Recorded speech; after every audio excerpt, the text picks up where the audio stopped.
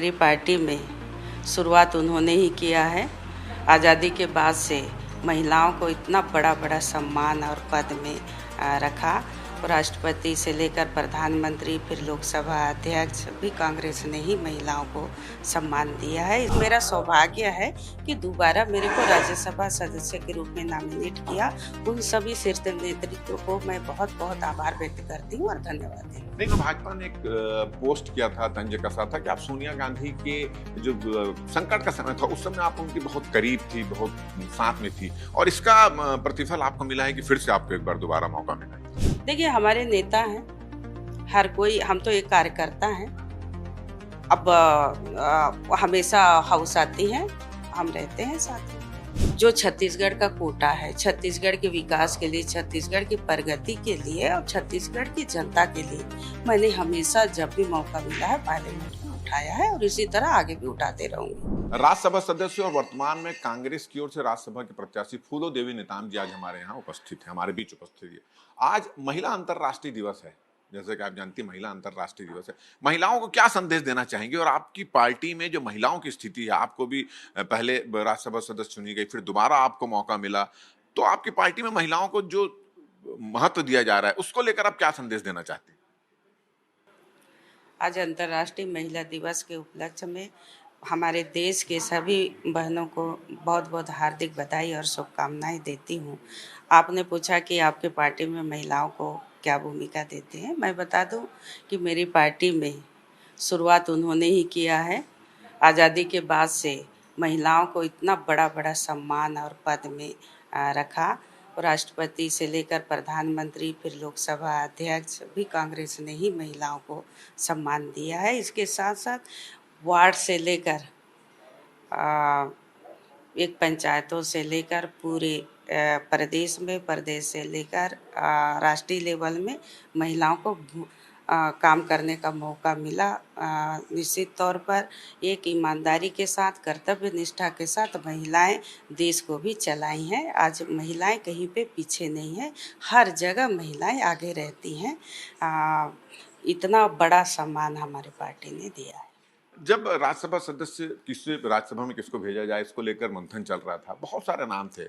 साहू समाज का अलग प्रेशर था, आदिवासी समाज का अलग प्रेशर था, बहुत सारे लोगों का प्रेशर था, आपके प्रदेश अध्यक्ष का भी नाम की चर्चा यहाँ पे चल रही थी। इस बीच आपको चुना जाना क्या किसका देते हैं श्रेय? देखिए, ये तो शीर्ष नेता ही इसका डिसीजन लेते हैं। मैं इसमें ज़्यादा बोलना नहीं चाहूँगी, लेकिन मेरा सौभाग्य है कि दोबारा मेरे को राज्यसभा सदस्य के रूप में नॉमिनेट किया। उन सभी शीर्ष नेतृत्व को मैं बहुत बहुत आभार व्यक्त करती हूँ और धन्यवाद देती हूँ। नहीं, तो आप इसके पहले भी थे, दोबारा आपको चुना जाना, कांग्रेस में बहुत कम होता है कि दोबारा किसी को मौका मिल जाए इतनी आसानी से और इतने प्रतिस्पर्धा के दौरान। इसके पीछे क्या वजह मानती हैं?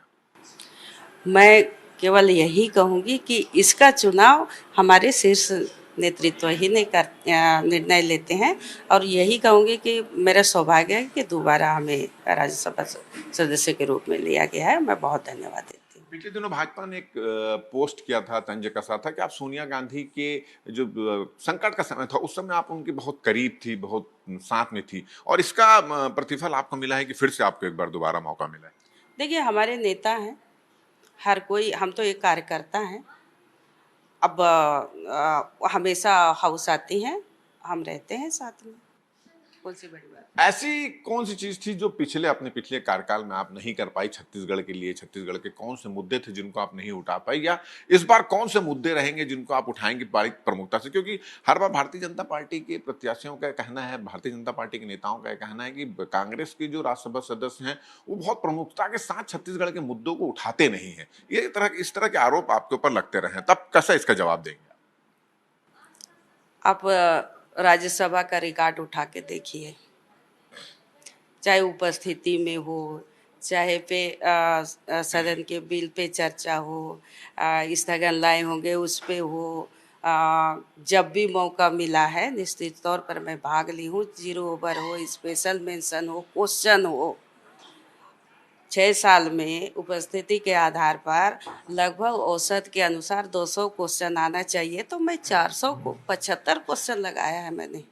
आप लोग आजकल तो ऑनलाइन है, पूरा रिकॉर्ड उठा के देखिए, और जो कहता है, और बीजेपी के नेताओं से पूछिए कि उनके सांसद कितना सदन में उठाए हैं कुछ। पिछली बार आप जब राज्यसभा में चली गई तो सरकार आपकी थी यहाँ पर, अभी विपक्ष की सरकार है, डबल इंजन की सरकार, ट्रिपल इंजन की सरकार यहाँ पर भारतीय जनता पार्टी। तो अब आपका तेवर किस तरह से रहेगा? जो अभी तेवर है वही तेवर उस समय भी था, क्योंकि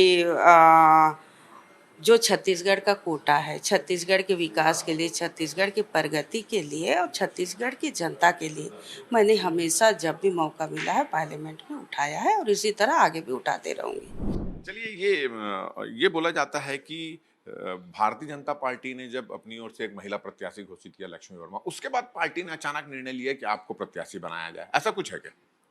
भारतीय जनता पार्टी का खाना तो पचता नहीं है, पचाने के लिए कुछ ना कुछ करते रहते हैं। चलिए, ये थी फूलोदेवी नेताम जी, और इनका कहना है कि जो तेवर पिछले उनके राज्यसभा जब सदस्य थी वो दिखे थे, उससे सख्त तेवर इस बार नजर आएगा। बहुत सारे मुद्दे हैं छत्तीसगढ़ के और बस्तर के, उन सब मुद्दों को प्रमुखता से उठाएंगे और अपनी आवाज को बुलंद करेंगे। भारतीय जनता पार्टी के आरोपों और उनके जो कमेंट्स, उस पर उनका कहना है कि विपक्ष कांग्रेस पर जब तक आरोप ना लगाए, जब तक उंगली ना उठाए, तब तक उनका खाना पचता नहीं है, मगर वो अपना काम करते रहेंगे। कैमरामैन लखन शर्मा के साथ राजेश मिश्रा, IBC 24 रायपुर। हमारी ये बातचीत अगर आपको अच्छी लगी तो ज्यादा से ज्यादा इसको शेयर करें, सब्सक्राइब करें, अपने सुझाव हमको देना ना भूलें, और मुझे और मेरे कैमरामैन लखन शर्मा को दे इजाजत। नमस्कार।